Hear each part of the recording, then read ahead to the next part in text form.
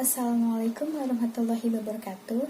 Perkenalkan, nama saya Febri Puji Rahayu dan rekan saya yang bernama Reyesa Aulia Laduni. Kami dari kelompok 12 akan menjelaskan tentang memahami model ketokohan dunia, yaitu Nabi Muhammad SAW, Umar bin Khattab, Ali bin Abi Thalib, dan Albert Einstein. Yang pertama, saya akan menjelaskan tentang Nabi Muhammad SAW. Nabi Muhammad adalah seorang nabi dan rasul terakhir bagi umat Islam. Muhammad memulai penyebaran ajaran Islam untuk seluruh umat manusia dan mewariskan pemerintahan tunggal Islam. Keberhasilan pendidikan karakter ditentukan pula oleh karakter seorang pendidik yang harus senantiasa berkarakter baik demi tertanamnya karakter baik pada diri anak pendidik. Abdul Munir menjelaskan tentang perlunya pendidikan karakter positif untuk senantiasa tumbuh, tergali, dan diasah sementara sisi karakter negatif ditumpukan dan tidak berkembang. Adapun gerakan yang dicetuskan oleh Nabi Muhammad SAW, yang pertama itu belajar seumur hidup atau sepanjang hayat, yang kedua hijrah, yang ketiga mendekatkan diri kepada Allah, yang keempat evaluasi setiap saat. Yang B ada Umar bin Khattab. Umar bin Khattab lahir pada tahun 513 Masehi pada sebuah keluarga suku Quraisy. Ia semula dipanggil dengan gelar Abu Hafs. Setelah memeluk Islam, menerima gelar Al-Faruq, pada masa mudanya Umar adalah seorang pegulat dan orator ulung. Ia merupakan satu-satunya sahabat yang telah mengenal baca tulis. Berdagang adalah usahanya yang paling utama.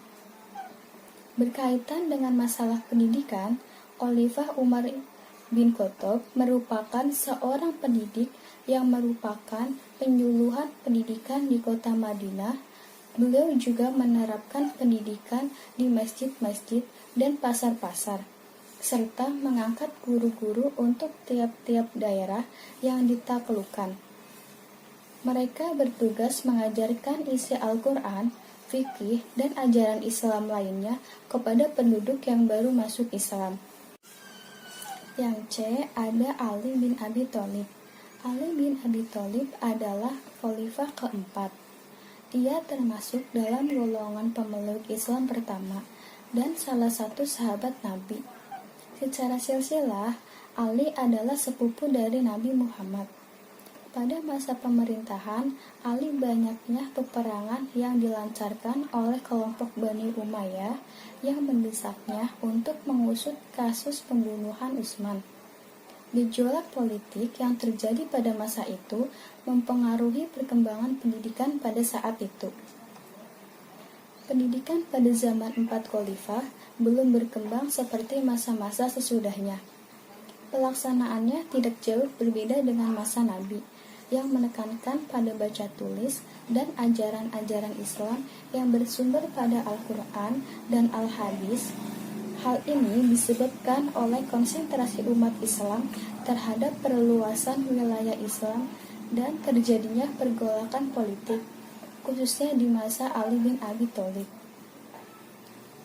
Adapun ciri khas pendidikan Islam pada masa itu, yang pertama, menonjolkan unsur Arab dalam pendidikan Islam. Yang kedua, bertujuan menegakkan prinsip agama Islam yang berkembang dengan metode dakwah. Yang ketiga, bergantung penuh pada ilmu-ilmu Al-Quran dan Al-Hadis. Yang keempat, mementingkan penulisan sanad dengan kaum muslimin. Yang kelima, membuka pintu lebar-lebar untuk mempelajari bahasa asing. Yang keenam, bergantung penuh pada surau atau kitab dan masjid sebagai pusat pendidikan tiap daerah yang ditaklukkan. Mereka bertugas mengajarkan isi Al-Quran, fikih, dan ajaran Islam lainnya kepada penduduk yang baru masuk Islam. Yang C ada Ali bin Abi Thalib. Ali bin Abi Thalib adalah khalifah keempat. Ia termasuk dalam golongan pemeluk Islam pertama dan salah satu sahabat Nabi. Secara silsilah, Ali adalah sepupu dari Nabi Muhammad.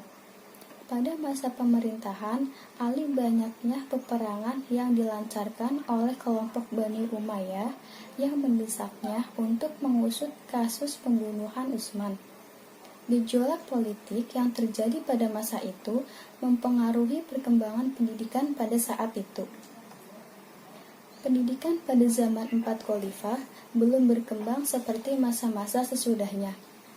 Pelaksanaannya tidak jauh berbeda dengan masa Nabi, yang menekankan pada baca tulis dan ajaran-ajaran Islam yang bersumber pada Al-Quran dan Al-Hadis.